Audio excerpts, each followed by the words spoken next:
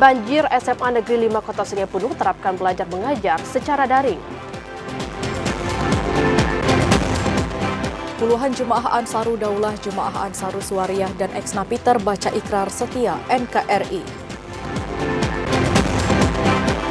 Sentra Gakumdu Provinsi Jambi tetapkan 4 PPK Sarolangun sebagai tersangka kasus penggelembungan suara.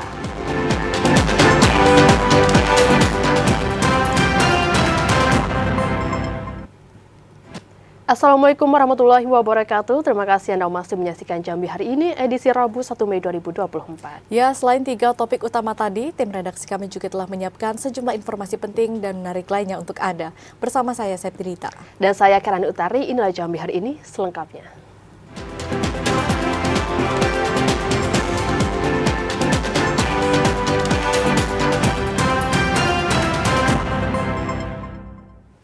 Mengawali Jambi hari ini, saudara, hujan yang terjadi sejak 1 pekan terakhir menyebabkan wilayah kota Sungai Penuh mengalami kebanjiran. Selain merendam pemukiman warga, banjir juga merendam SMA Negeri 5 Kota Sungai Penuh di Desa Paling Serumpun, Kecamatan Hamparan Rawang. Intensitas hujan tinggi yang terjadi sejak 1 pekan terakhir menyebabkan wilayah kota Sungai Penuh mengalami kebanjiran. Selain merendam pemukiman warga, banjir juga merendam fasilitas pendidikan, salah satunya SMA Negeri 5 Kota Sungai Penuh. Ketinggian banjir yang mencapai 1 meter menyebabkan proses belajar mengajar harus dilakukan melalui daring. Salah seorang warga Mukrisal mengatakan banjir sering terjadi di Desa Paling Serumpun, Kecamatan Hamparan Rawang, Kota Sungai Penuh. Kondisi sungai yang mulai mengalami pendangkalan dan penyempitan menyebabkan air meluap saat terjadi hujan deras. Lebih 1 minggu, Pak. Karena anak sekolah terpaksa diliburkan. Sekolah air sudah hampir pinggam lah, 1 meter lah. Mungkin lebih 10 hari. Kalau tidak hujan. Mungkin setiap hujan ini banjir sekolah ini ya, Pak? Iya. Warga berharap adanya solusi dari pihak terkait untuk mengatasi banjir yang sering terjadi di Desa Paling Serumpun, Kecamatan Hamparan Rawang, dan proses belajar mengajar bisa berjalan sebagaimana mestinya. Fahlan, TVRI Jambi melaporkan. Bencana longsor masih menjadi ancaman di Provinsi Jambi, khususnya wilayah bagian barat. Tahun ini, saudara, pemerintah dan Balai Pelaksana Jalan Nasional BPJN akan mengoptimalkan penanganan longsor secara permanen. Bencana longsor masih menjadi ancaman di Provinsi Jambi, khususnya di wilayah barat. Hal tersebut disebabkan tingginya intensitas hujan yang terjadi di Jambi bagian barat. Pemerintah setempat dan Balai Pelaksana Jalan Nasional BPJN Provinsi Jambi terus melakukan antisipasi bencana longsor. Tahun ini, BPJN akan mengoptimalkan penanganan longsor dengan solusi permanen. Kasatker Balai Pelaksana Jalan Nasional Wilayah 2 Provinsi Jambi Dia Sodik mengatakan penanganan longsor di wilayah itu dilakukan secara kontraktual. Kemudian pekerjaan pembangunan turap menggunakan rigid beton. Ada 4 ruas jalan yang akan dibangun turap untuk mengatasi longsor, di antaranya di ruas Jalan Bangko Sungai Manau, kemudian Batas Kerinci dengan Sangkaran Agung, dan ada 2 titik ruas jalan lainnya. Di Satker PJN Wilayah 2, BPJN Jambi, kami telah mengupayakan penanganan longsor dengan dua sistem penanganan. Yang pertama, penanganan secara kontraktual, itu di tahun anggaran 2024 ini kami laksanakan menggunakan penanganan permanen DPT beton. Ditargetkan pekerjaan tersebut akan diselesaikan pada tahun ini, sehingga longsor bisa diminimalisasi dengan baik. Joko, TVRI Jambi melaporkan. BMKG Provinsi Jambi memprediksi sejumlah wilayah di Provinsi Jambi akan diguyur hujan dalam 2 hari ke depan. Hujan diprediksi terjadi pada pagi, siang, hingga malam hari. Informasi selengkapnya akan disampaikan langsung kontributor TVRI Jambi, Asar Fatalagi. Selamat sore, Asar. Selamat sore, Septi. Iya. Pemirsa, dapat saya laporkan Badan Meteorologi, Klimatologi, dan Geofisika Provinsi Jambi memprediksi dalam 2 hari ke depan Provinsi Jambi masih akan dilanda hujan dengan intensitas sedang hingga lebat disertai petir dan angin kencang. Tingginya intensitas curah hujan yang diprediksi masih akan terjadi di Provinsi Jambi ini dikarenakan adanya pergeseran angin dari wilayah selatan dan wilayah timur yang melintasi wilayah Provinsi Jambi. Akibat pergeseran angin tersebut mengakibatkan timbulnya awan penghujan hingga mengakibatkan hujan di wilayah Provinsi Jambi yang diprediksi akan terjadi pada hari ini dan pada hari Kamis besok harinya. Sementara itu, pemirsa, dengan tingginya intensitas curah hujan yang diprediksi petugas BMKG terjadi di Provinsi Jambi ini sendiri, petugas BMKG menghimbau kepada masyarakat untuk tetap waspada terhadap potensi yang dikhawatirkan dapat ditimbulkan akibat tingginya intensitas curah hujan di Provinsi Jambi ini, seperti timbulnya banjir, tanah longsor, hingga terjadinya pohon tumbang maupun angin dan petir di wilayah tersebut. Meski intensitas curah hujan saat ini diprediksi masih akan tinggi di sejumlah wilayah di Provinsi Jambi sendiri, petugas pemadam kebakaran Kota Jambi mencatat adanya penurunan debit permukaan Sungai Batanghari yang hingga saat ini mengalami penurunan yang signifikan, di mana saat ini penurunan debit Sungai Batanghari telah mencapai 20 cm dibandingkan hari sebelumnya, di mana untuk saat ini ketinggian debit Sungai Batanghari di Kota Jambi tercatat setinggi 13,45 meter untuk status siaga kondisi normal. Demikian, Septi. Ya, Asyar, wilayah mana saja yang akan diguyur hujan dalam Provinsi Jambi, Asyar? Baik, Septi, untuk wilayah mana saja yang akan diprediksi turun hujan, petugas BMKG memprediksi khusus di sejumlah wilayah ini sendiri, mengingat wilayah Jambi masih akan dilanda angin yang masih dilanda pergeseran angin dari wilayah selatan, dan diprediksi wilayah-wilayah ini meliputi wilayah timur maupun di wilayah barat seperti di Kerinci, Sungai Penuh, Sarolangun, Tebo, dan wilayah sekitarnya. BMKG juga memprediksi hujan ini juga bakal terjadi dengan intensitas sedang hingga lebat yang terjadi pada pagi, siang, sore, hingga malam hari. Demikian, Septi. Ya, terima kasih Asyar atas laporan Anda dan selamat bertugas kembali. BPBD Kabupaten Batanghari minta masyarakat waspada potensi suhu panas yang masih akan terus terjadi. Kondisi cuaca ini dapat berubah-ubah dari panas terik hingga terjadinya hujan dengan intensitas rendah hingga tinggi. Sekretaris Badan Penanggulangan Bencana Daerah Batanghari Samral Lubis mengatakan, jika potensi cuaca yang tidak menentu masih akan terus terjadi, salah satu yang menjadi kewaspadaan yakni tingkat suhu panas tinggi disertai panas terik sudah begitu dirasakan hampir seluruh wilayah. Bahkan kondisi cuaca panas sudah mulai masuk dalam kategori pemanasan global, namun masyarakat juga diminta untuk selalu waspada.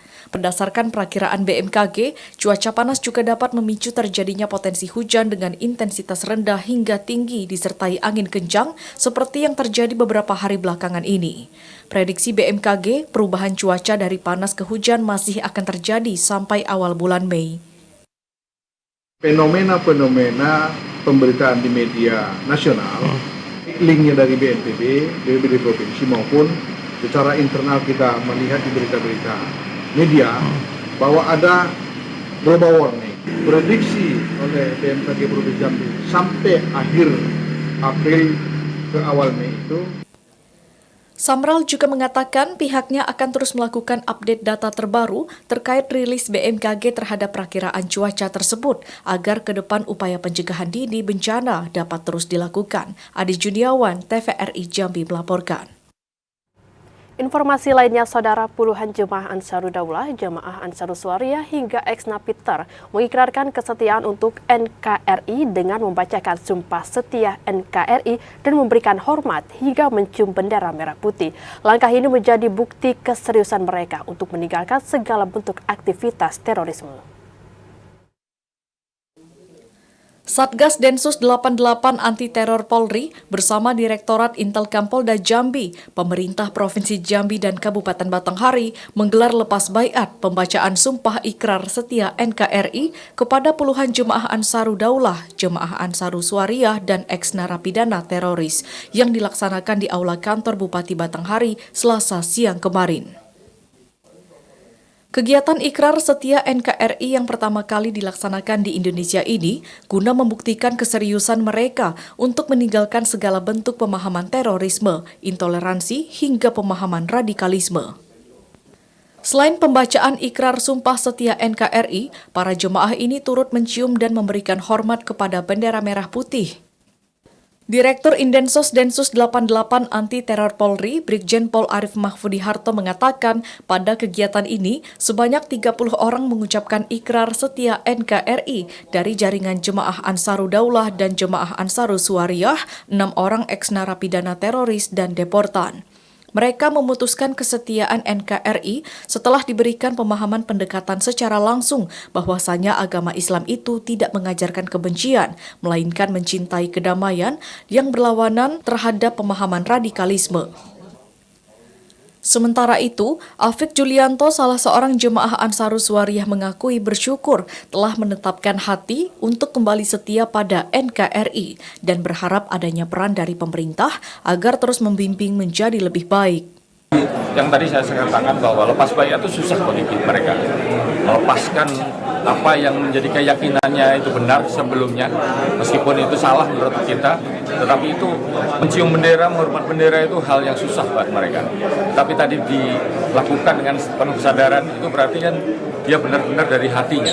Harapan kita adalah nantinya mereka bisa menjadi warga negara atau keluarga besar kita dalam bingkai keberagaman. Alhamdulillah udah bagus ya secara tapi kalau teman-teman Densus bilang dengan cara soft ya itu bagus. Jadi dari teman-teman yang mungkin lepas bayar kemudian dari mantan laskar juga bisa dengan kafah keilmuan ya. Jadi ada argumen, ada diskusi ya. Jadi tidak secara keras, tidak secara proses hukum. Kegiatan ini akan terus ditingkatkan serta mengharapkan peran serta dari masyarakat untuk turut membantu mengawasi dan menjaga kedaulatan kesatuan NKRI. Ashar, TVRI Jambi melaporkan. Pemerintah akan memberikan pendampingan langsung kepada Jemaah Ansarud Daulah, Jemaah Ansarus Suwariyah dan eks-napiter yang ikrar setia NKRI.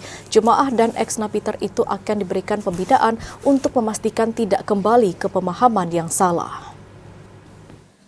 Gubernur Al-Haris memastikan pemerintah Provinsi Jambi akan terjun langsung memberikan pendampingan dan pembinaan kepada puluhan jemaah Ansarud Daulah, jemaah Ansarus Suwariyah dan eks-napiter yang telah ikrar setia NKRI. Bantuan itu bertujuan untuk meningkatkan perekonomian jemaah dan eks-napiter sehingga tidak kembali ke pemahaman yang salah. Nantinya, jemaah dan eks-napiter itu akan dilakukan pendataan untuk diberikan sejumlah bantuan, salah satunya dengan memberikan pembinaan dan bantuan di sektor pertanian. Selain dapat meningkatkan perekonomian jemaah dan eks-napiter, pemberian bantuan di sektor pertanian itu juga diharapkan dapat menekan angka inflasi di Provinsi Jambi. Kita melepas baiat dari teman-teman kita yang dulu pernah dibaiat oleh kelompok mereka ya untuk berjalan dengan cara-cara mereka yang kira-kira mengganggu intoleran di Indonesia ini kan. Nah, kelompok ini termasuk sudah mengarah ke radikalisme. Jadi hari ini kita cabut baiatnya dan kita berharap mereka sungguh-sungguh kembali ke NKRI. Mereka jadi anak bangsa yang baik, yang dalam kehidupannya mereka patuh dengan pemerintah, dengan norma-norma yang ada ini mereka patuhi semuanya. Sesuatu yang menjadi model yang baru yang ada di Jambi ini dengan terbentuknya yang namanya Forum Komunikasi Persaudaraan Nusantara.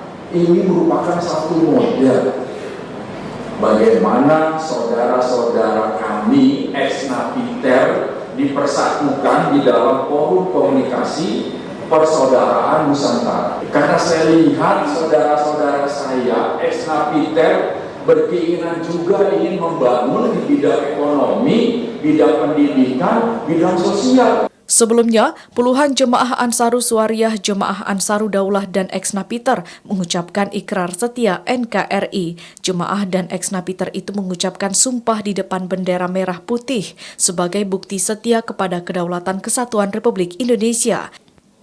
Jemaah dan ex-napiter itu juga memberi hormat dan mencium langsung bendera merah putih. Asyhar, TVRI Jambi melaporkan. Korwil KSBSI Jambi minta pemerintah mencabut PP nomor 35 tahun 2021. Informasi selengkapnya akan kami hadirkan usai jeda sesaat lagi.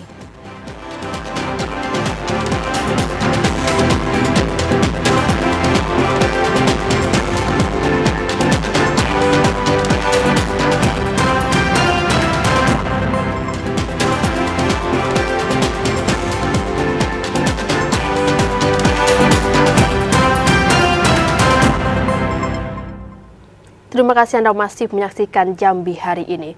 Saudara, bertepatan dengan Hari Buruh Nasional, Korwil KSBSI Jambi, Roy Dapane minta pemerintah mencabut PP nomor 35 tahun 2021 tentang perjanjian kerja. Peraturan pemerintah tersebut dianggap merugikan para buruh. Tanggal 1 Mei setiap tahunnya selalu diperingati sebagai Hari Buruh Nasional. Ini menjadi kesempatan bagi semua buruh di Indonesia untuk menyampaikan hak-hak dan keluh kesah terhadap pemerintah untuk kesejahteraan buruh. Pada kesempatan ini, Korwil Konfederasi Serikat Buruh Seluruh Indonesia KSBSI Jambi Roy Dapane meminta pemerintah agar mencabut peraturan pemerintah nomor 35 tahun 2021 tentang perjanjian kerja. Pasalnya, dalam aturan tersebut perusahaan mempekerjakan buruh dengan sistem kontrak atau outsourcing.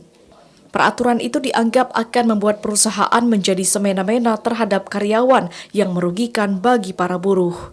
Roy Dapane menyebutkan sistem kerja kontrak ini tidak bisa memberikan jaminan keberlangsungan kerja sehingga perusahaan bisa dengan mudah untuk memutus hubungan kerja atau PHK. Sampai hari ini yang menjadi buruh ini kan terkait dengan hubungan kerja tadi, hubungan kerjanya itu yang outsourcing kontrak, karena itu sangat merugikan kita. Kontrak itu tidak memberikan jaminan kepada buruh pekerja untuk keberlangsungan kerjanya.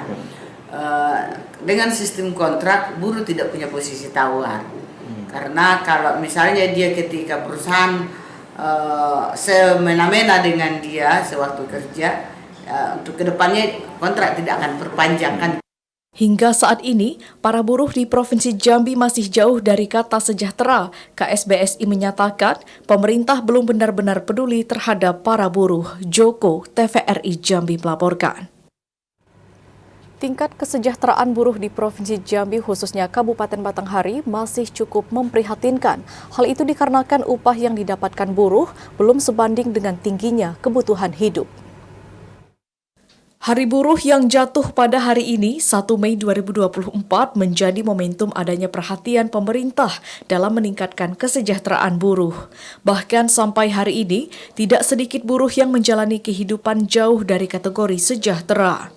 Hal itu dikarenakan upah yang didapatkan para buruh masih belum sebanding tingginya kebutuhan hidup, termasuk terus naiknya harga kebutuhan pokok. Salah seorang pemerhati buruh di Kabupaten Batanghari, Wistaria, mengatakan mengacu dari upah minimum Provinsi Jambi atau UMP saat ini sama sekali belum dapat mencukupi kebutuhan para buruh. Selain upah, hingga kini masih banyak ditemukan perusahaan atau pemilik usaha yang mengabaikan hak pekerjanya berupa jaminan sosial kesehatan dan keselamatan kerja, sehingga dapat dikategorikan hampir di atas 50% buruh di Batanghari belum sejahtera. Sebagian memang perusahaan atau korporasi yang memberikan upah kepada buruh yang mengacu kepada ketentuan perundang-undangan seperti UMR atau UMP, namun tidak seiring dengan tingkat inflasi yang terjadi pada saat ini. Jadi tetap berdampak buruk bagi kesejahteraan para buruh. Wistaria berharap pada momentum Hari Buruh, pemerintah dapat lebih sadar dalam memperhatikan nasib buruh dan perlunya upaya intervensi pemerintah kepada perusahaan untuk menaati aturan terhadap pemberian hak para buruh. Adi Juniawan, TVRI Jambi melaporkan.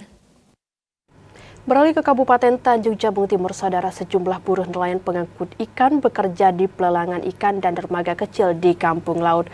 Penghasilan yang pas-pasan kerap menjadi kendala dalam kehidupan sehari-hari. Informasi selengkapnya akan disampaikan kontributor TVRI Jambi, Cliva Patria. Selamat sore, Cliva. Apa saja menjadi kendala buruh nelayan pengangkut ikan selama bekerja menjadi kuli panggul hasil tangkapan laut, Cliva? Ya, selamat sore, Rani. Dapat kami sampaikan bahwa pada tanggal 1 Mei setiap tahunnya diperingati sebagai Hari Buruh Nasional. Selain buruh tani maupun buruh bangunan, buruh panggul nelayan juga termasuk dalam kategori buruh yang sangat diperhatikan. Sebagaimana yang terjadi di Kelurahan Tanjung Solok, Kecamatan Kuala Jambi, Kabupaten Tanjung Jabung Timur, selain berprofesi sebagai nelayan, sebagian besar masyarakat di sana berprofesi sebagai buruh panggul nelayan. Nah, dari tupoksi kerja mereka, mereka mengangkat hasil tangkapan laut yang didapat di kapal nelayan melalui keranjang di dermaga. Adapun waktu kerja mereka juga tidak menentu berdasarkan yang kita temui di lapangan. Mereka bekerja mulai dari pagi hingga dini hari. Hal itu dikarenakan keluar masuknya kapal nelayan yang ada di Kecamatan Kuala Jambi tersebut. Dari situ penghasilan buruh pengangkut ini tidak menentu, tergantung sepi atau ramainya hasil tangkapan ikan para nelayan dari laut. Sementara itu, jika saat sepi, nelayan tersebut dihargai oleh pengepul yakni Rp3.000. Sedangkan dalam satu harinya jika ramai, para pengepul tersebut ataupun para pengangkut buruh tersebut bisa mengangkut hingga 150 keranjang. Dalam satu hari rata-rata mereka hargai 50-200 ribu. Ya, demikian. Baik, lalu apa yang dilakukan buruh saat penghasilan tangkapan laut mereka berkurang, Cliva? Ya, jika ada tangkapan berkurang, sebagian buruh tersebut mengalihkan profesi mereka untuk menjadi kuli bangunan maupun kuli tani di sekitar Kecamatan Kuala Jambi. Selain itu, mereka berharap kepada pemerintah bila mana ada kebijakan yang dirasa kurang mensejahterakan para buruh yang berada di Kecamatan Kuala Jambi untuk bisa diakomodir agar para buruh terjamin sejahteranya. Demikian. Baik, Cliva Patria melaporkan langsung dari Kuala Jambi, Kabupaten Tanjung Jabung Timur. Terima kasih atas laporan Anda. Selamat sore dan selamat bertugas kembali, Cliva. Sementara itu, saudara, para buruh berharap jaminan kesehatan dan tunjangan sosial dapat dirasakan bagi semua buruh. Pada momen Hari Buruh Internasional 1 Mei ini, buruh berharap pemerintah dapat memastikan semua perusahaan telah menjalani kewajibannya kepada pekerja. Hari Buruh Internasional 1 Mei dijadikan momentum untuk merayakan kemenangan perjuangan kaum buruh yang telah berproses sekian lama. May Day juga dapat dijadikan sebagai momentum untuk memperjuangkan kepentingan kaum buruh, terutama bidang kesehatan. Ketua DPC Konfederasi Serikat Buruh Sejahtera Indonesia Kabupaten Muaro Jambi, Edi Mardianto, berharap pemerintah dapat memastikan semua perusahaan telah memberikan jaminan kesehatan bagi para pekerja, baik berupa BPJS Kesehatan maupun ketenagakerjaan yang harus dipenuhi oleh perusahaan. Jaminan kesehatan ini tidak hanya berlaku kepada karyawan tetap, namun juga diharapkan juga berlaku bagi pekerja harian lepas, sehingga mereka merasakan kenyamanan dalam bekerja. Pada hari bersejarah bagi para buruh di Indonesia termasuk di Muaro Jambi, para buruh juga berharap pemerintah dapat menggulirkan program berupa bantuan subsidi upah bagi pekerja. Subsidi upah diyakini dapat membantu buruh dalam memenuhi kebutuhan keluarga, karena upah yang diterima saat ini masih jauh dari taraf hidup yang sejahtera. Edi juga berharap perusahaan dapat memberikan tanggung jawab sosial atau CSR-nya kepada karyawan. Program CSR yang efektif diyakini dapat memotivasi pekerja dalam menjalankan tugasnya dengan maksimal. Ya yang pastinya buruh itu sangat mengharapkan yang namanya upah layak, dan yang paling kami harapkan sekarang terhadap pemerintah ataupun Dewan Perwakilan Rakyat bagaimana bisa mengkaji ulang. Bahkan kami punya harapan untuk Undang-Undang Nomor 6 Tahun 2003 terkait Cipta Kerja kalau bisa dicabut. Menjadi penggerak roda ekonomi bangsa, para buruh berkomitmen untuk terus melangkah maju dan hadir memberikan yang terbaik. Diharapkan para pengusaha dan pemerintah dapat mendengarkan harapan kaum buruh. Azam Afnan, TVRI Jambi melaporkan. Saudara, usai jeda kami akan kembali dengan sejumlah informasi lainnya. Di antaranya KPK RI akan mengawasi penyelenggaraan PPDB di Provinsi Jambi.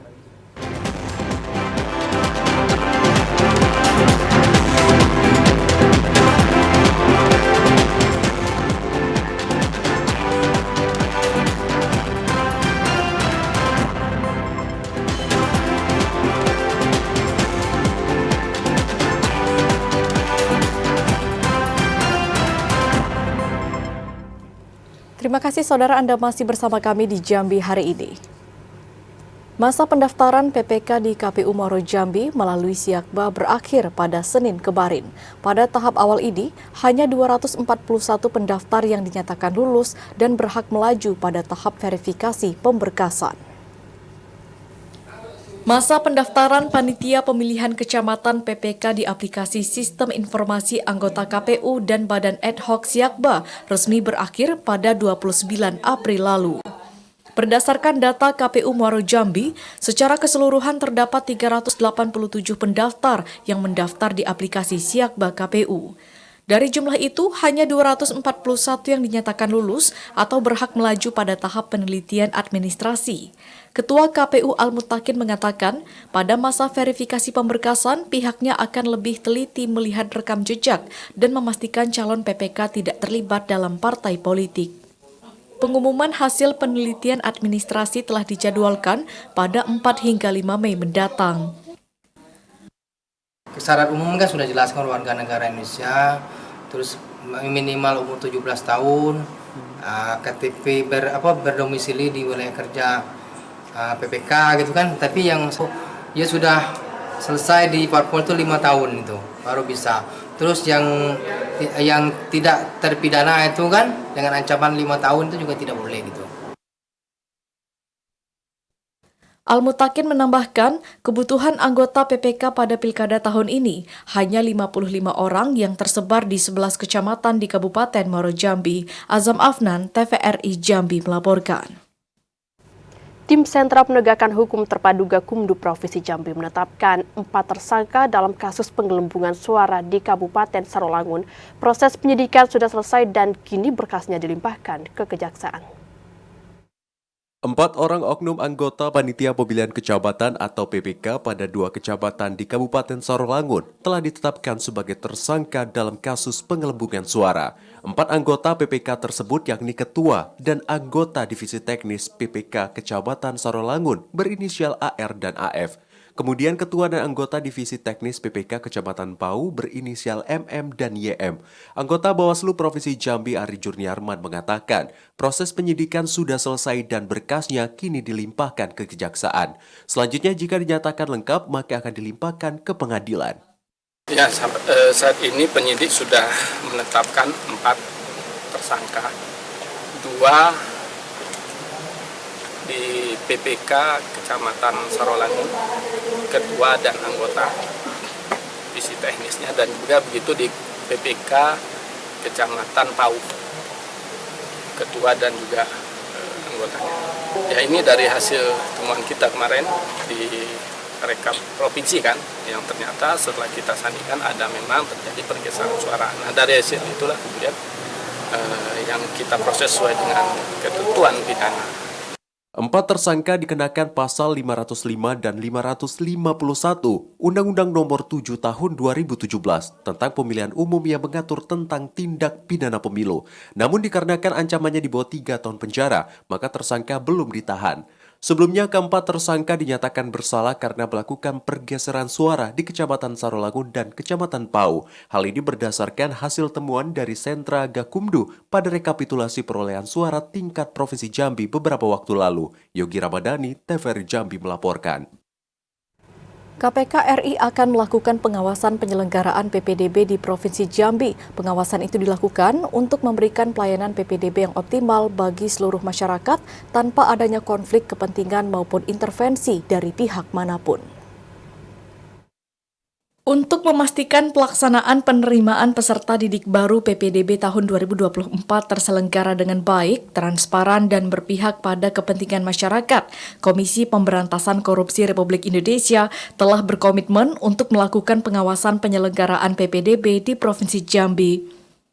Direktur Koordinasi dan Supervisi Wilayah 1 KPK RI Edi Suryanto mengatakan, tujuan utama pengawasan itu yakni untuk memberikan pelayanan PPDB yang optimal bagi seluruh masyarakat tanpa adanya konflik kepentingan maupun intervensi dari pihak manapun. Edi Suryanto mendorong pemerintah Provinsi Jambi termasuk seluruh pemerintah kabupaten kota untuk mengeluarkan regulasi PPDB yang jelas dan tegas pada setiap jenjang penjaringan. PPDB yang pasti regulasinya. Yang pertama regulasi itu harus tegas. Mengaturnya seperti ini dan jangan ada perdebatan, apalagi ada kebijakan. Awalnya kan di situ regulasinya tegas. A, B, C. Udah nggak ada perdebatan lagi di situ. Itu regulasinya. Yang kedua, kita buka pengaduan masyarakat seluas-luasnya. Dari situ kan nanti masyarakat kita udah gampang kan, tinggal pakai handphone aja udah langsung ngadu kan. Untuk memaksimalkan pengawasan PPDB tahun 2024, KPK akan membuka seluas-luasnya pintu pengaduan bagi masyarakat terkait penyelenggaraan PPDB di daerah. Randy Arta, TVRI Jambi melaporkan.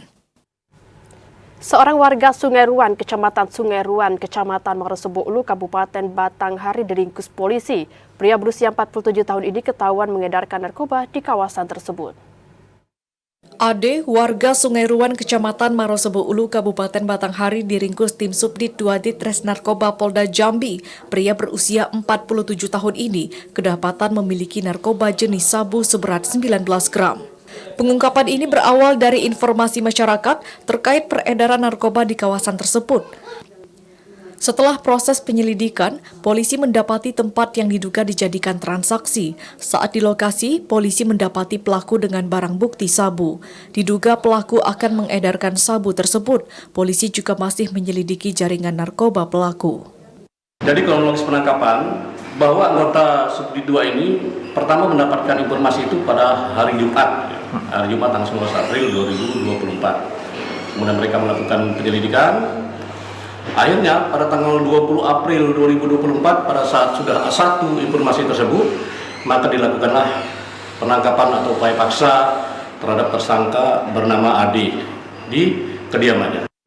Sementara untuk proses penyidikan, pelaku ditahan di Rutan Polda Jambi. Pelaku dijerat Undang-Undang Nomor 35 Tahun 2009 dengan ancaman penjara hingga seumur hidup. Ari Haryono, TVRI Jambi melaporkan. Fakultas Ekonomi dan Bisnis Islam IAIN Kerinci gelar yudisium ke-7. Informasi selengkapnya akan kami hadirkan usai jeda, tetaplah bersama Jambi hari ini.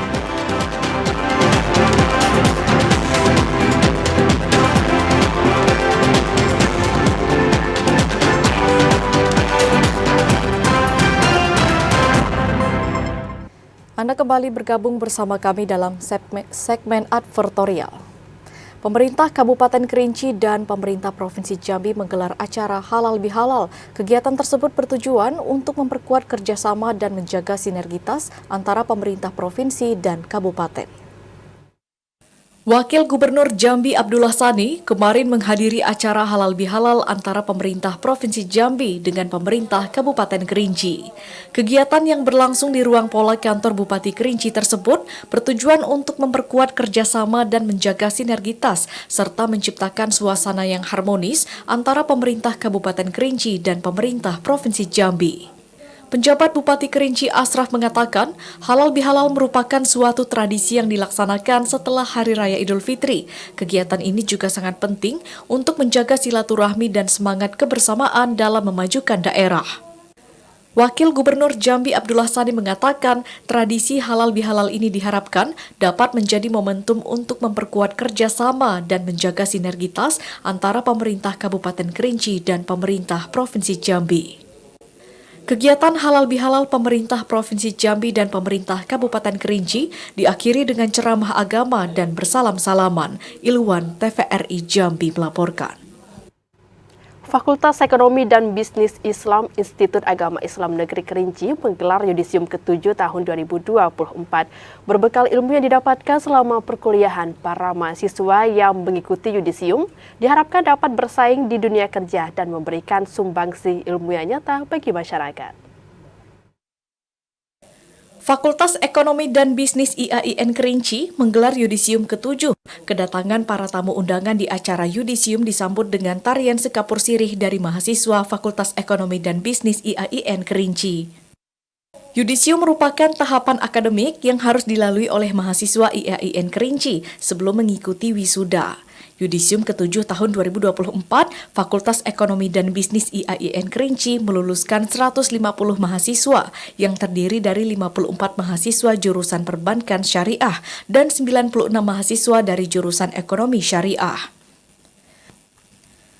Wakil Dekan 1 Fakultas Ekonomi dan Bisnis Islam IAIN Kerinci Samsul Bahri mengapresiasi para lulusan Fakultas Ekonomi dan Bisnis IAIN Kerinci yang akan diwisuda. Dengan berbekal ilmu dan nilai-nilai kehidupan yang dipelajari selama perkuliahan, para mahasiswa lulusan Fakultas Ekonomi dan Bisnis IAIN Kerinci diharapkan dapat berkarya nyata secara profesional dan berintegritas, baik dalam lingkungan keluarga, masyarakat, maupun bangsa. Tidak hanya itu, mahasiswa lulusan Fakultas Ekonomi dan Bisnis IAIN Kerinci juga diharapkan mampu menjadi inspirasi ekonomi yang kuat, beriman, dan bertakwa. Sebagai lulusan dari perguruan tinggi keagamaan Islam, lulusan Fakultas Ekonomi dan Bisnis IAIN Kerinci juga diharapkan dapat berkarya dengan dilandaskan pada nilai-nilai keislaman sesuai dengan visi Institut Agama Islam Negeri Kerinci, yakni unggul dalam pengkajian dan pengembangan keislaman, sains, budaya, seni, dan karakter untuk mewujudkan masyarakat yang religius, cerdas, moderat, serta berakhlak mulia. Alhamdulillah, pada hari ini FEB Kerinci kembali meyudisium 150 mahasiswa-mahasiswi terdiri daripada 54 jurusan perbankan syariah dan 96 jurusan ekonomi syariah. Harapan kita semoga alumni FEB Kerinci ini dapat menjadi pejuang-pejuang ekonomi yang berbasis kemanusiaan dan berbasis islami berkeadilan, dapat menjadi penopang untuk keluarga, agama, dan bangsa. Berbagai tantangan menuntut setiap perguruan tinggi menghasilkan lulusan terbaik. IAIN Kerinci terus berbenah dan meningkatkan mutu serta kualitas sebagai upaya untuk menjadi perguruan tinggi yang memiliki marwah dalam pengembangan tradisi kajian keislaman dan ilmu pengetahuan dan mencetak lulusan-lulusan terbaik untuk berkarya di berbagai bidang profesi dan keilmuan. Dalam pembenahan dan peningkatan kualitas mahasiswa, IAIN Kerinci tidak hanya menyiapkan generasi yang berkarakter agama, namun juga memiliki kompetensi yang sesuai dengan kebutuhan dunia kerja. Dekan Fakultas Ekonomi dan Bisnis Islam IAIN Kerinci, Eka Putra mengatakan, dalam kurun waktu hampir 1 tahun terakhir, Fakultas Ekonomi dan Bisnis Islam IAIN Kerinci telah banyak melakukan pembenahan, baik di bidang akademik maupun non-akademik. Hal itu sejalan dengan semangat progresifnya untuk menuju kampus puncak ilmu pengetahuan. Seluruh program kerja Fakultas Ekonomi dan Bisnis IAIN Kerinci diarahkan kepada ketercapaian akreditasi program studi yang maksimal, dengan harapan dalam kurun waktu beberapa tahun ke depan akan ada program studi yang terakreditasi unggul. Seluruh keluarga besar Fakultas Ekonomi dan Bisnis IAIN Kerinci juga diminta untuk ikut berperan dalam mewujudkan visi dan misi Institut Agama Islam Negeri Kerinci. Harapan kita ke depan bahwa PEB, Fakultas Ekonomi, tetap berjaya dan tetap dapat memenuhi pangsa pasar yang kita harapkan. Selama 3,5 tahun sampai 4 tahun ini kita tepa mahasiswa kita biar dapat berdaya saing di tingkat nasional maupun internasional. Eka Putra menambahkan bonus demografi tidak hanya menjadi keuntungan, namun juga ancaman terbesar bagi lulusan Fakultas Ekonomi dan Bisnis IAIN Kerinci. Keuntungan akan didapatkan jika para lulusan Fakultas Ekonomi dan Bisnis IAIN Kerinci memiliki kemampuan daya saing yang kuat. Sementara, ancaman didapatkan ketika lulusan Fakultas Ekonomi dan Bisnis IAIN Kerinci belum memiliki arah tujuan hidup yang jelas. Pada era kemajuan teknologi, mahasiswa lulusan Fakultas Ekonomi dan Bisnis IAIN Kerinci diharapkan mampu melihat peluang menjadi sebuah keuntungan yang dapat membantu dan mengubah hidup mereka. Fakultas Ekonomi dan Bisnis IAIN Kerinci telah membekali para mahasiswa dengan teori dan praktis keilmuan ekonomi dan bisnis yang dilandaskan dengan nilai-nilai keislaman. Berbagai peluang, baik sektor industri maupun usaha dapat digeluti oleh mahasiswa Fakultas Ekonomi dan Bisnis IAIN Kerinci. Keberhasilan Fakultas Ekonomi dan Bisnis Islam Institut Agama Islam Negeri Kerinci dalam mengantarkan para wisudawan diharapkan dapat diiringi dengan peningkatan mutu dan kualitas para wisudawan sehingga mampu memberikan kontribusi dalam pembangunan bangsa dan negara, terutama dalam bidang ekonomi. Ilwan, TVRI Jambi melaporkan. Informasi tadi sekaligus menutup perjumpaan kita di Jambi hari ini. Terima kasih atas perhatian dan kebersamaan Anda. Saya Septinita. Dan saya Kirani Utari bersama kerabat kerja yang bertugas pamit undur diri. Wassalamualaikum warahmatullahi wabarakatuh dan sampai jumpa.